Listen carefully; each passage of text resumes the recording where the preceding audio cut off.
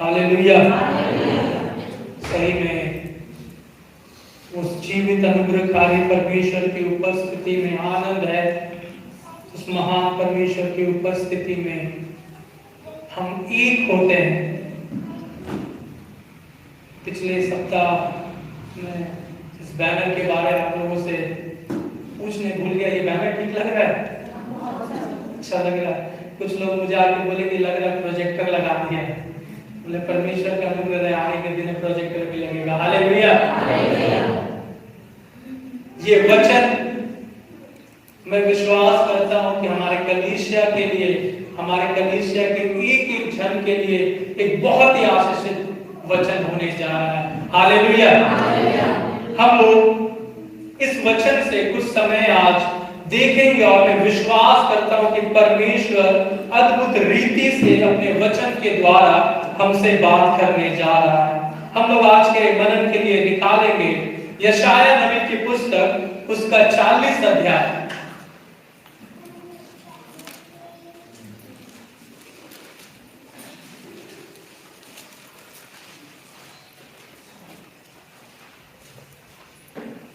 यशायाह नबी की पुस्तक, उसका 40 अध्याय।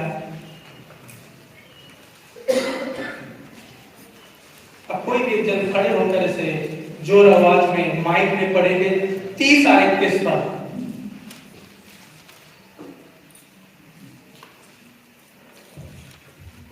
यशायाह 40 का 30 और 31 पर। 30 और 31 में इस प्रकार से लिखा है, तरुण तो थकते और श्रमिक हो जाते हैं और जवान ठोकर खाकर गिरते हैं, परंतु जो यहोवा की बाट जोहते हैं वे नया बल प्राप्त करते जाएंगे। वे उकाबों के समान उड़ेंगे, वे दौड़ेंगे और श्रमिक न होंगे, चलेंगे और थकित न होंगे। बहुत बहुत धन्यवाद। हालेलुया। वहां 2 पद था, इसलिए मैं बाइबल से पढ़ने बोला। आइए हम लोग एक साथ इस वचन को पढ़ेंगे और यशायाह नबी की पुस्तक, उसका 40 अध्याय 31 पद को हम लोग एक साथ पढ़ेंगे। परंतु जो यहोवा की बाट जोहते हैं वे नया बल प्राप्त करते जाएंगे, वे उकाबों के समान उड़ेंगे, वे दौड़ेंगे और श्रमिक ना होंगे, चलेंगे और थकित ना होंगे। हालेलुया। हालेलुया। परमेश्वर का ये जीवित वचन है, बहुत ही सामर्थी ये वचन है। और इस वचन को हम जितना पढ़ेंगे, हम जितना इस वचन के बारे में जानेंगे, ये वचन उतना ही बढ़ता चला जाएगा। और मैं विश्वास करता हूं कि ये वचन हमारे जीवन में परमेश्वर का अनुग्रह लाने जा रहा है। ऊपर क्या लिखा है? परमेश्वर की महान अनुग्रह का वर्ष, the year of God's great favour.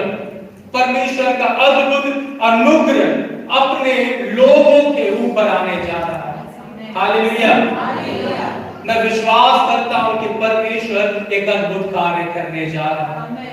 ये वचन जब यशायाह लिख रहा है, यशायाह नबी की पुस्तक एक बहुत ही सामर्थ्य पुस्तक है। ये किताब यशायाह के द्वारा लिखा गया है। कितने किताब है इस किताब, कितने चैप्टर्स है इस किताब में? कोई बोल सकते हैं? 65। आप लोग रिकॉर्डिंग हो रहा है, ऐसा बोलिएगा, लोग हमसे बाद में पूछेगा क्या बाइबल स्टडी है। कितना होता है? 66 किताब। बाइबल में कितना किताब है?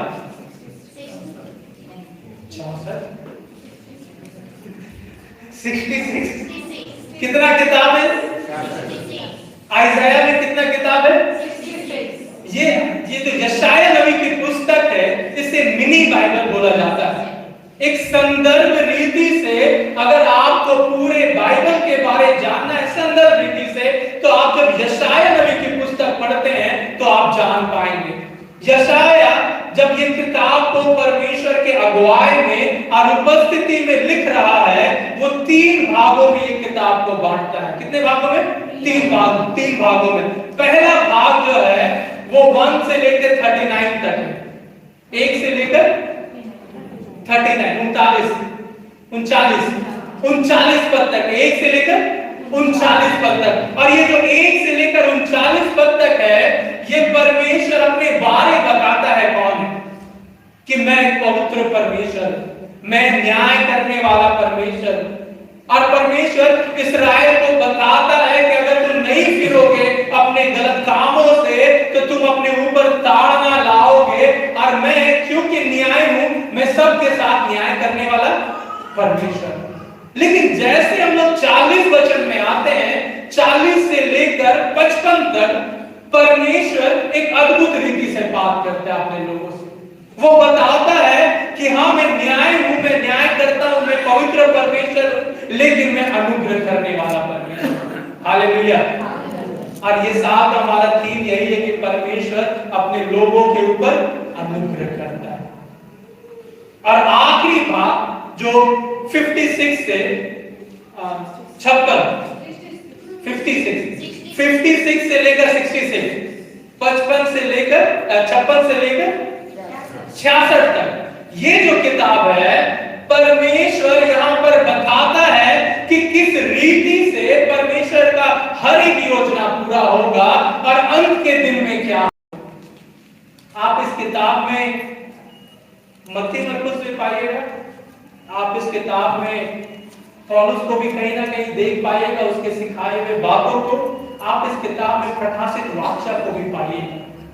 नए heaven, new heaven and new earth, नया स्वर्ग, नया पृथ्वी, बहुत सारी बातें इसमें लिखी है।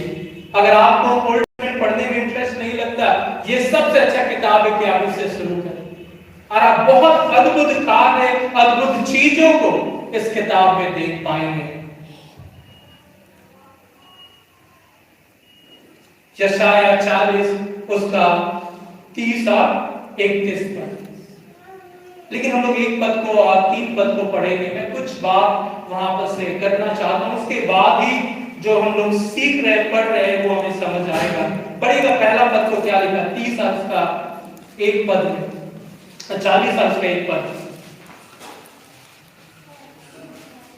तुम्हारा परमेश्वर यह कहता है, तुम्हारा परमेश्वर ये कहता है, मेरी प्रजा को शांति दो, मेरी प्रजा को क्या दो, शांति दो, शांति दो।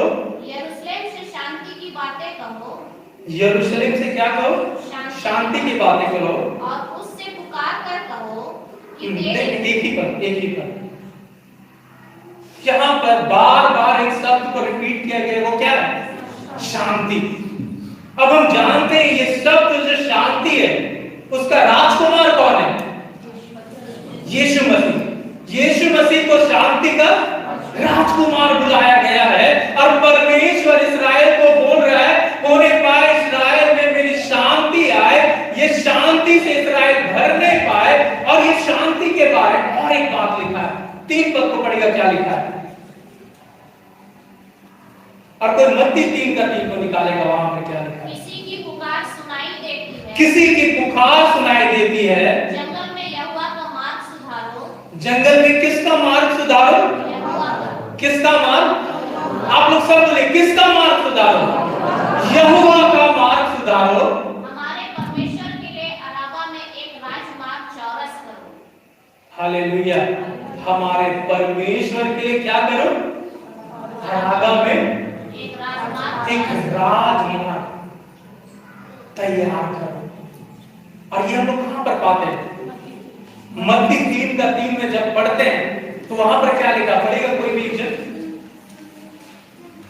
ये वही है जिसकी चर्चा यशाया भविष्यद्वक्ता के द्वारा, ये वही है जिसकी चर्चा यशाया भविष्यद्वक्ता के द्वारा की गई है कि जंगल में एक पुकारने वाले का शब्द हो रहा है, जंगल में पुकारने वाले का शब्द सुनाई दे रहा है कि प्रभु का मार्ग तैयार करो, कि प्रभु का मार्ग तैयार करो। वो यहोवा परमेश्वर यीशु के रूप में क्या हो गया है, हमारे बीच में आ रहा है। यूहन्ना को पता था, बहुत बहुत धन्यवाद, यूहन्ना को पता था कि वो क्या प्रचार कर रहा है, लेकिन यशाया को नहीं पता है कि वो किन बातों के लिए लिख रहा है। यशाया नबी की पुस्तक और मत्ती में, बहुत ध्यान से आप लोग समझिएगा, यशाया नबी की पुस्तक और मत्ती में कितना साल का डिफरेंस होगा, 700 साल। कितना साल, 700 साल। जिसको लिखा जा रहा है उसे समझ नहीं आ रहा है, जो बोल रहा है वो समझ नहीं पा रहा है। लेकिन हम एक बात जानते हैं कि अगर वो परमेश्वर बोला है तो वो पूरा, और यीशु मसीह में वो कार्य को क्या देखते हैं, पूरा देखते हैं। जहां भी परमेश्वर का अनुग्रह का बात आता है, शांति का बात आता है, ये पूरा का पूरा वचन चाहे वो बाइबल में कहीं भी हो, वो यीशु मसीह की तरफ अंकित करता है, वो यीशु मसीह के द्वारा तरफ दिखाता है। और जब ये शांति की बात कह रहा है परमेश्वर कि यरूशलेम को शांति हो, तुम्हें शांति मिले, तो वो कह रहा है आने वाले समय में कोई आ रहा है जो अपने शांति को लेकर आएगा। वे लोग तो मर गए, जिनको लिखा गया वो भी मर गए, जो लिखा वो भी मर गए, लेकिन हम जानते हैं कि वो किसके बारे लिखा गया था। अब उसी के बारे जब लिखते जा रहा है, परमेश्वर की उपस्थिति में, परमेश्वर के पवित्र आत्मा में भर के वो भविष्यवाणी कर रहा है। 700 साल बाद का क्या कर रहा है, वो भविष्यवाणी कर रहा है। कितना सामर्थ्य परमेश्वर का वचन है, कितना सामर्थ्य उसका वचन है। लिखता आकाश और पृथ्वी टल सकती है, लेकिन परमेश्वर का कहा गया वचन कभी नहीं टल सकता। अगर उसने कहा है तो वो होकर रहेगा। और यशाया ये बातों को देख पा रहा और वो निरंतर लिख रहा। और वो लिखते लिखते लिखते लिखते वो आखिरी 30 और 31 पद में पहुंचता है और वो लिखता है जवानों को, जो जवान जो सबसे मजबूत होते हैं, जो सबसे शक्तिशाली होते हैं, जो हर एक चीज में अगर एक कंपटीशन कराया जाए तो जवान सबसे आगे निकल जाते हैं। वे भी अगर चलेंगे तो थक जाएंगे, दौड़ेंगे तो श्रमित होंगे, गिर जाएंगे। लेकिन 30-31 पद में वहां पर लिखा परंतु क्या, जो यहोवा का बाट जोता है। ये सब जो का मतलब क्या है, जहां पर इंग्लिश में लिखा है बट दोज हु, जो शब्द का मतलब क्या है, कोई एक प्रजाति, सब, क्योंकि यीशु मसीह आ रहा है। अब ये पुराना नियम नहीं है कि यहूदी लोग ही परमेश्वर का वचन आया, लेकिन वो लिख रहा है एक समय आता है कि जो कोई इस पर विश्वास करेगा वो नाश नहीं। एक समय आ रहा जो भी उसकी बात जो हर किसी के लिए परमेश्वर का वचन, परमेश्वर का द्वार खुल गया। चाहे वो पढ़ा लिखा हो, चाहे वो अनपढ़ हो, चाहे वो पढ़ा लिखा नहीं हो, चाहे वो बुद्धिमान हो, चाहे वो कोई भी हो, चाहे वो कोई भी जाति से आता है, चाहे उसका क्वालिफिकेशन कुछ भी हो, चाहे उसके पास जितना भी पैसा हो, जो भी, ये दरवाजा क्या हो गया है, खुल गया है। अब ये एक जन के लिए, एक समूह के लिए नहीं, लेकिन पूरे दुनिया भर के लिए खुल गया कि जो कोई उस पर विश्वास करेगा वह नाश नहीं होगा, जो भी उसकी बात को क्या करेगा। मैं आप लोगों को आज 2 शब्द सिखाने जा रहा हूं, इब्रानी शब्द को सिखाने जा रहा हूं। आप लोग याद रखिएगा, बाइबल में लिख लीजिएगा। जो यहोवा की बाट जोता है। ये बाट जोना जो शब्द है, इंग्लिश में बहुत जगह होप लिखा है, बहुत जगह वेट लिखा है। Those who wait upon the Lord, जो यहोवा की बाट जोते हैं। बाट जोना क्या होता है, इंतजार करना। जब बोला ना बाट जोते हैं, मतलब हम लोग किसी का आने का इंतजार कर रहे हैं। हम लोग अलग अलग जगह में अलग अलग तरीका से इंतजार करते हैं।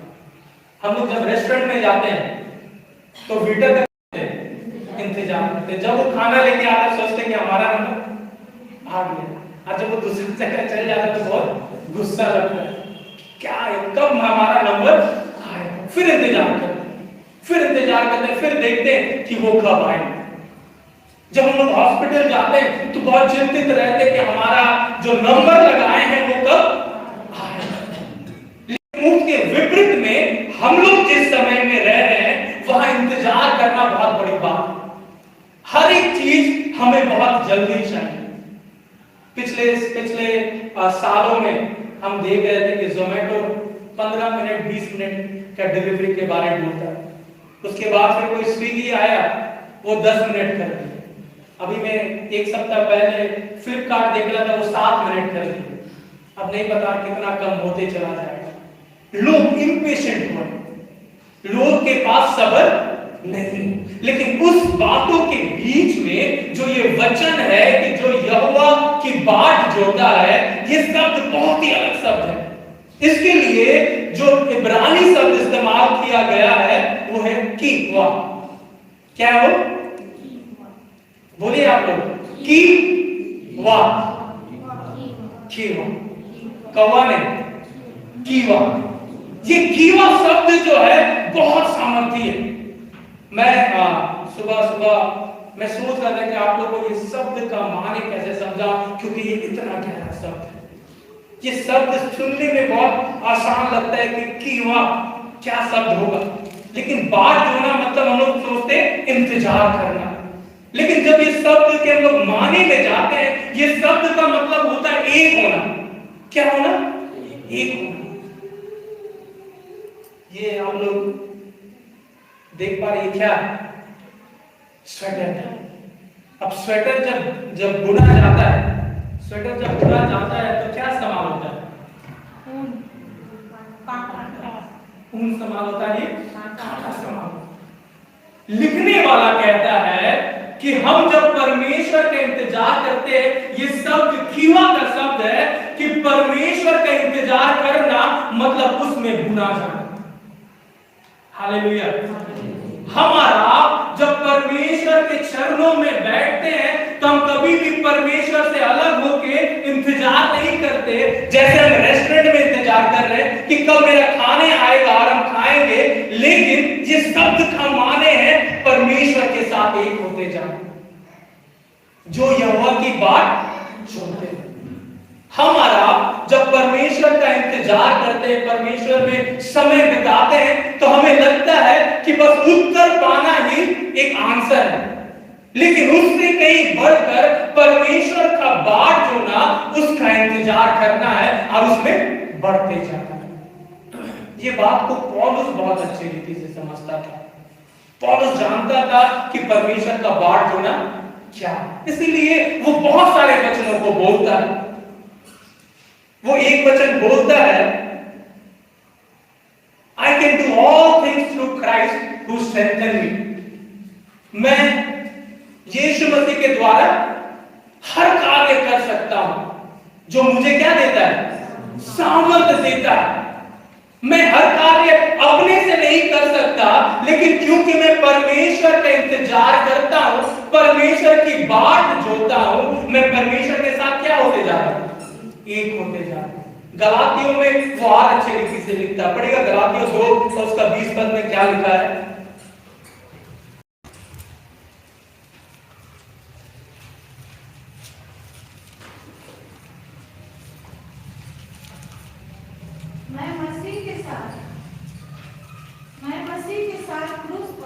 मैं मसीह के साथ क्रूस पर चढ़ाया गया हूं।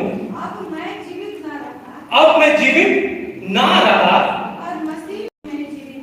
और मसीह मुझ में क्या है? जीवित है। पौलुस क्या करता है? बहुत धन्यवाद। पौलुस क्या करता है? अपना टूटा हुआ जीवन लेता है और वो यीशु मसीह के पास जाता है और उसकी बाट जोना शुरू करता है। और जो वो अपने आप को यीशु मसीह के साथ बिन रहा है, यीशु मसीह के साथ अपने आप को निट कर रहा है, तो वो कहता है कि अब मैं जीवित नहीं हूं, क्योंकि मेरे यीशु मसीह इस क्रूस में क्या किया गया? चढ़ाया गया है। इसीलिए मैं भी क्या हूं? उस क्रूस में चढ़ाया गया। मैं मसीह में क्या है? किससे पढ़ेगा? क्या लिखा है? मैं मसीह के साथ क्रूस में चढ़ाया गया है, क्रूस में चढ़ाया गया हूं।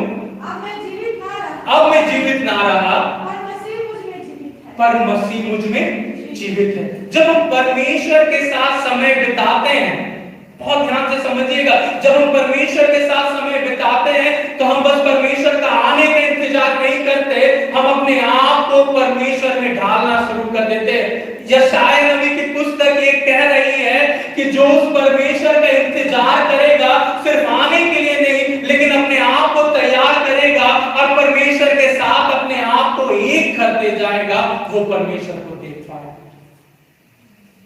यीशु मसीह आने वाला है। आप में से कितने लोगों को पता है? सबको पता है। अगर हम और आप सिर्फ यीशु मसीह का आने का इंतजार कर रहे हैं, जैसे रेस्टोरेंट में हम लोग खाने का क्या करते हैं? इंतजार करते हैं, तब कभी भी उस परमेश्वर को पा नहीं सकते। क्योंकि अगर हम इंतजार कर रहे हैं तो हम उसके साथ क्या होते जा रहे हैं? क्या होते जा रहे हैं? एक होते जा रहे हैं। हमारा पौलुस कहता है कि when I'm weak, जब मैं कमजोर हूं तो मैं क्या महसूस करता हूं? ताकत महसूस करता हूं। क्यों जानते हैं? क्योंकि वो अपने कमजोरी में परमेश्वर के ताकत से क्या होते जा रहे हैं? मिलते जा रहे हैं। हम जब कमजोर होते हैं और परमेश्वर में जाते हैं तो हमें ताकत महसूस होता है ना, क्योंकि हम अपने आप को क्या करें? परमेश्वर में। बहुत लोग बहुत ऊपर रीति से परमेश्वर में इंतजार करने को देखते, सोचते बस परमेश्वर मेरे ऑर्डर को लेगा, परमेश्वर मेरे प्रार्थना को सुनेगा, वो उत्तर देगा और उसके बाद में फिर दूसरी चीज मांगूंगा, तीसरी चीज मांगूंगा। लेकिन परमेश्वर में इंतजार करना मतलब उसके साथ एक होते जाना, एक होते जाना। वो परमेश्वर चाहता है कि हम उसमें एक होते जाए। यीशु मसीह जब इस पृथ्वी में आया तो वो कहता है जैसे मैं और पिता क्या है? एक, वैसे तुम भी मुझ में एक हो जाओ। वो नया बात नहीं कर रहा, वो यही कह रहा है कि यही तो भविष्यवाणी किया गया था कि तुम मुझ में क्या होते जाओगे? एक होते जाओगे। और उस बार बार कहता, बार बार अपने कमजोरी को, अपने गरीबीपन को दिखाता है और वो बोलता है कि परमेश्वर के प्रेम से मुझको क्या कर सकता? कौन अलग कर सकता? पौलुस है या परमेश्वर का प्रेम है? पौलुस कहता है कि परमेश्वर के प्रेम से मुझे कौन अलग कर सकता है? क्योंकि मैं परमेश्वर के साथ बंध चुका हूं।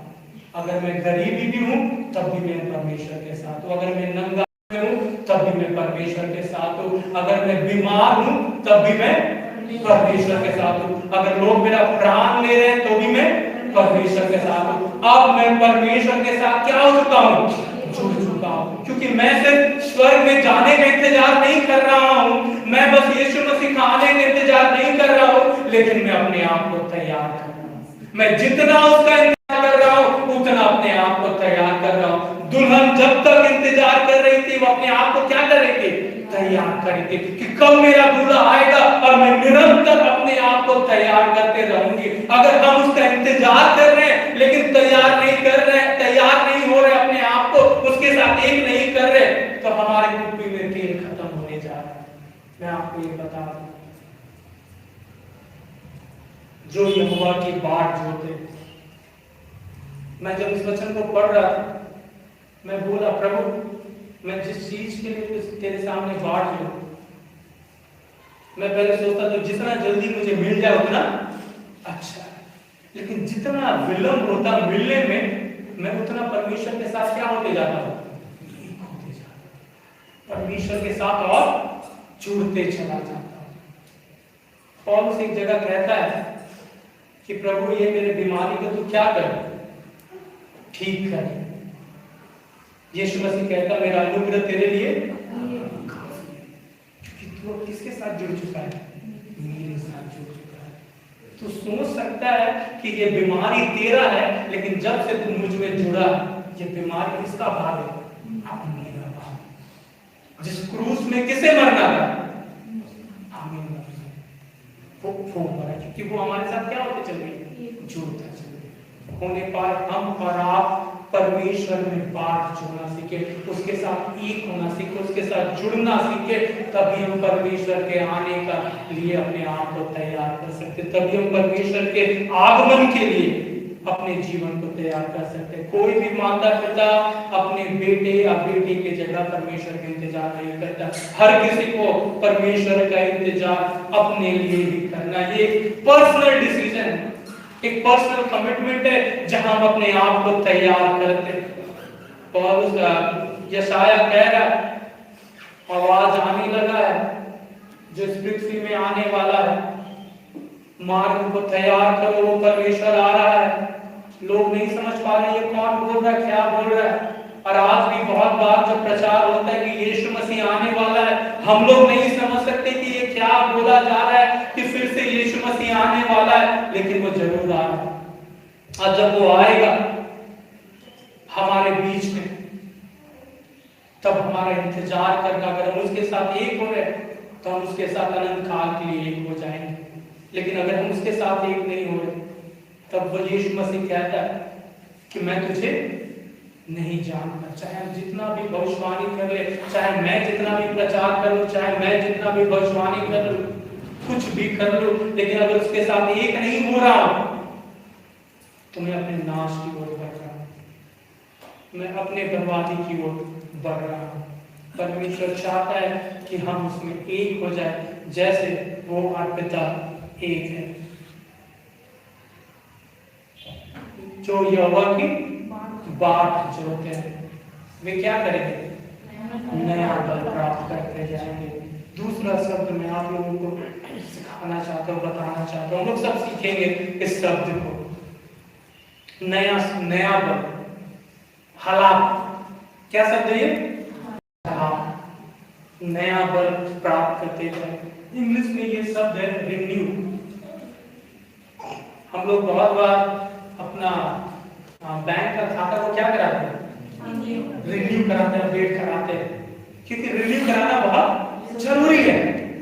और यहाँ पर हिंदी ट्रांसलेशन मुझे और ज्यादा अच्छा लगता है, क्योंकि यहाँ पर क्या है? नया लिखा है, प्राप्त करते जाएंगे। लेकिन ये हालात शब्द जो है ये बहुत अलग शब्द है। ये शब्द का माने हाँ नया करना है, फिर से नए रीति से कुछ चीज को लेना है, लेकिन और एक शब्द है, और एक मायने है इसका, एक्सचेंज। क्या शब्द है? एक्सचेंज, अदला बदली। पहले के समय में एक सिस्टम चलता था, हिंदी में मुझे नहीं पता क्या बोलता, बार्टर सिस्टम। पहले कोई 1 केजी अपने खेत से आलू देता था तो कोई एक बोरा अपने यहाँ से चावल दे देता था, कोई गोभी देता था तो कोई कुछ सब्जी दे, और ये बार्टर सिस्टम चलता था। वचन में लिखा है कि उसी उदाहरण के साथ कि जब हम परमेश्वर की बाट जोड़ते हैं तो हम परमेश्वर के साथ अपने हर एक चीजों को एक्सचेंज करते हैं। हालेलुया।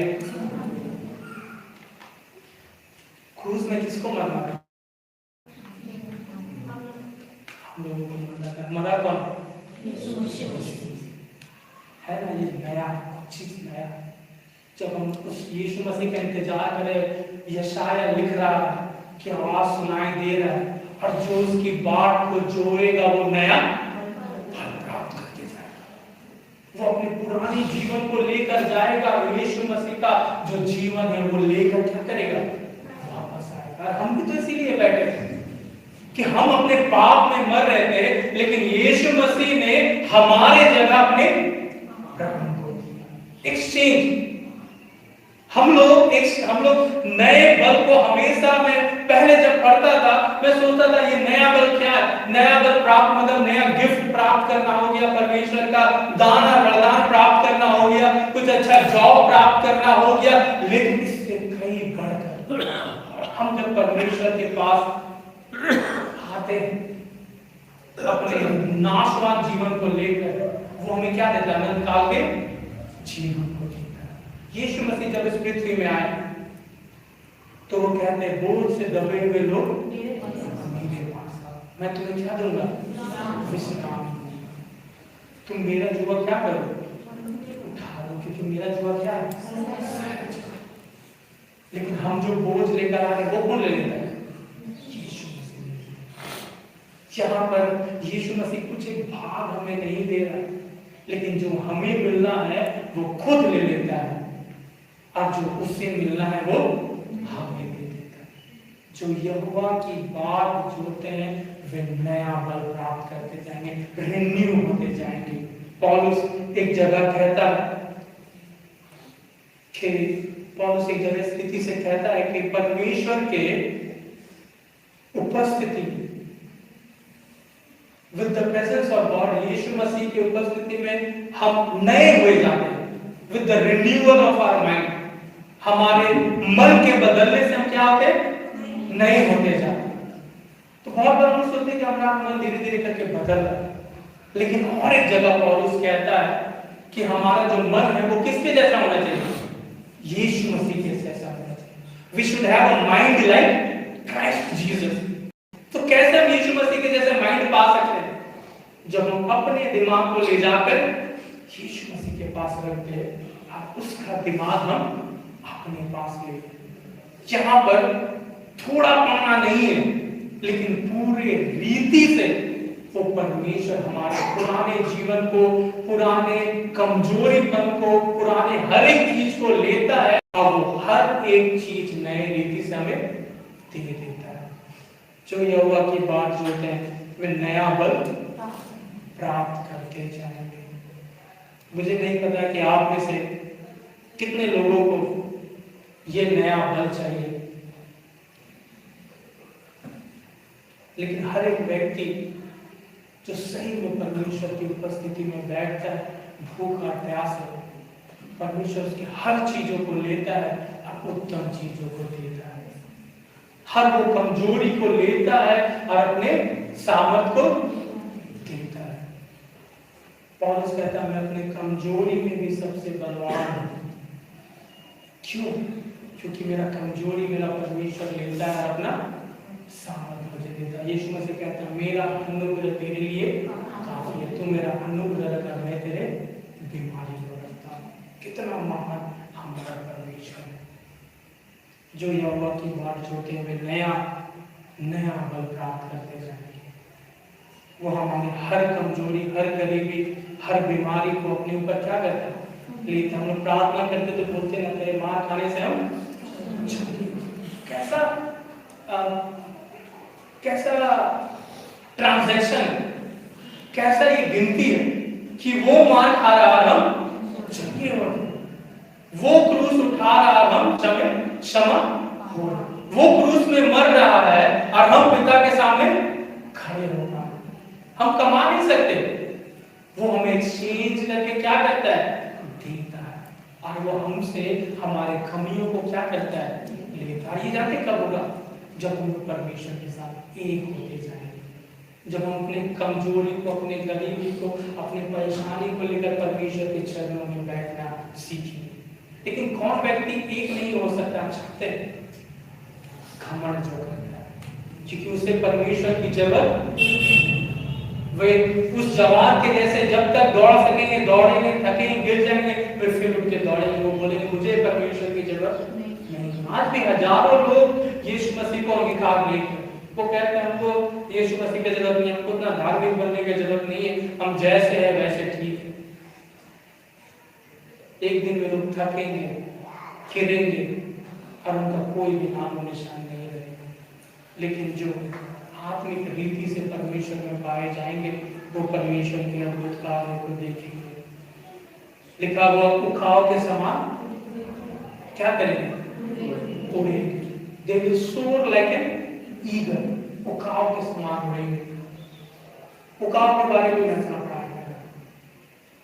उखाव जब तक अपने पंख को फड़फड़ाता है, जब तक अपने पंख को फड़फड़ाता है तो कितने देर में उड़ सकता है? जानते हैं? 20 से 30 मिनट। कितने मिनट? 20 से 30 मिनट। लेकिन जब वो ऊंचे स्थान में चल जाता है और वो अपने पंख को खोल देता है ना, वो उकाव के समान क्या लिखा है? उड़ेंगे। पंख फड़फड़ाएंगे नहीं, लेकिन वो उड़ेंगे। इंग्लिश में लिखा है he will soar like an eagle। जब देखिए हवा में ऐसा करके छीन उड़ता, कोई भी गैस कितना घंटा वो उड़ सकता है? ऐसे आधा घंटा, 1 घंटा, कोई बोलिए आप। हाँ, आधा घंटा। जब वो पंख को फैला के ऊपर चल जाता है तो वो लगातार 8 घंटा हो सकता है, जो कि सोच के बाहर है। लिखने वाला कहता है जब अपना विश्वास परमेश्वर में डालने लगेंगे तो अब हमारे सामर्थ की जरूरत नहीं। वो हमें इतनी ऊंचाई में ले जाएगा, इतने ऊंचे स्थान में ले जाएगा कि हमें अपने शक्ति या सामर्थ की जरूरत नहीं। हम बस अपनी जगह उड़ते रहेंगे। हम लिखा है वो दौड़ेंगे और लिखा क्या है, वो दौड़ेंगे और श्रमित ना होंगे, चलेंगे और थकित ना होंगे। जो अपने पंख फड़फड़ा रहे वो कुछ समय के बाद थक जाएंगे, चाहे जितने भी वो तेज हो, चाहे जितने भी वो सामर्थ्य, लेकिन जब हम परमेश्वर में बढ़ने लगते हैं हम उस शील के समान हो जाते हैं। जो परमेश्वर में क्या ले जाता है, एक ऊंचाई में ले जाता है। और वो ऊंचाई में जब हमें ले जाता है कोई भी थकने का जगह वहां पर। बहुत बार हम मसीह में लेकिन कौवे के जैसे जीते, जब देखो पंख फड़फड़ा रहे हैं, प्रभु को ये चाहिए, ये चाहिए, वो चाहिए, ये चाहिए, और पंख फड़फड़ाते फड़फड़ाते क्या होता है, हम थकते हैं। और सिर्फ थकते नहीं रहते, हमारा स्तर कभी उठता नहीं। हम बस एक ही दूर तक सोच सकते हैं और देख सकते हैं, हम सोचते हैं यही तक दुनिया है, लेकिन परमेश्वर चाहता उसके बेटे और बेटी एक चील के जैसे चाहे। सिर्फ अपने जीवन को छोटे छोटे संसार की चीजों में नाश नहीं कर ले, लेकिन आत्मिक चीजों को समझ नहीं पाए। अभी तक संसारिक रीति से ये थक रहा है, लेकिन जब ये आत्मिक चीजों में घुस रहा है तो वहां थकने का जगह नहीं है। वे दौड़ेंगे और क्या नहीं होंगे, श्रमित ना होंगे, चलेंगे और थकित ना होंगे। आप में से कितने लोग हैं जो बहुत सारी चीजों में थक चुके हैं? आज का ये सुबह है जब आप अपने आप को परमेश्वर के हाथों में सौंपें। आप बोले, प्रभु मैं आपका इंतजार तो कर रहा था, लेकिन संसारिक रीति से, लेकिन प्रभु मैं अब तेरे आने का इंतजार करूंगा और अपने जीवन को मैं तैयार करूंगा। तेरा वचन सत्य है, मैं विश्वास करता हूँ कि जब मैं तेरे धार्मिकता स्वर्ग की खोज करता हूँ तो संसार की सब चीजें क्या होती है, मेरे पीछे आती है। पिता तेरा वचन सत्य है और मैं तेरे आने के लिए अपने आप को तैयार करूंगा। पिता मैं जब तक जीऊंगा तब तक तेरे साथ एक होता रहूंगा, तेरे साथ अपने जीवन को जोड़ता रहूंगा कि मैं अपने कमजोरी में कुड़कुड़ाऊं नहीं, लेकिन मैं बोलूं कि मैं अपने कमजोरी में बलवान हूं, क्योंकि मेरा परमेश्वर मेरे साथ जुड़ा हुआ, क्योंकि मेरा परमेश्वर मेरे साथ भी है।